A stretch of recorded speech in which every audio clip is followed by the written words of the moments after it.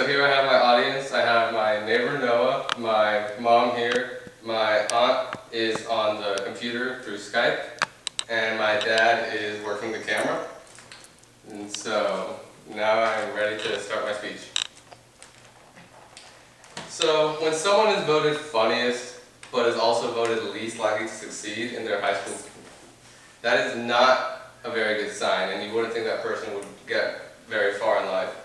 But when that person ends up with $50 million as their net worth, 5 Grammys, 2 Emmys, and an Oscar, that could be considered succeeding. So who is this person?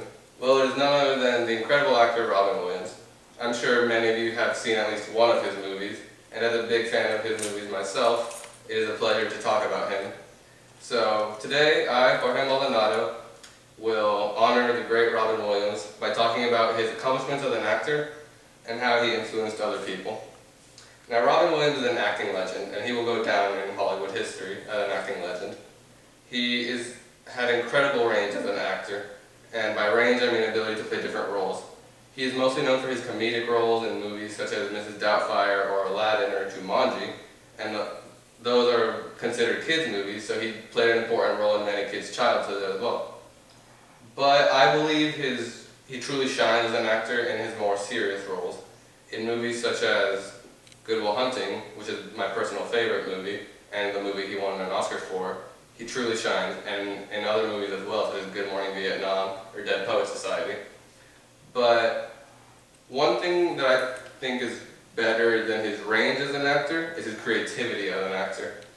One of his first roles was on a TV show called Mork and Mindy, a spin-off show of Happy Days, another TV show.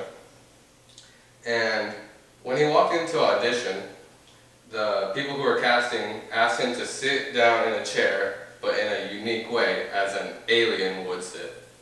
So what he did was he went and sat down on the chair, but he sat down on the chair on his head. So after they saw that, they immediately hired him. They knew they wanted someone with that creativity. But that's not the only time Robin Williams has shown his creative genius. If you remember Aladdin, you'll know that Robin Williams voiced the very famous genie, a very spontaneous character. And most of his lines were actually improvised. And he improvised so many lines that by the time they were finished recording, they had over 6 hours worth of extra dialogue from him. That is just incredible and truly shows how creative he was. But Robin Williams was not just great as an actor, but as a person as well. Robin Williams showed great compassion towards other people. He helped other celebrities in their times of need. For example, Christopher Reeves was a very good friend of him. And if you remember Christopher Reeves, you'll know that he fell off a horse and was left paralyzed for the rest of his life. After the incident, he was put in the hospital.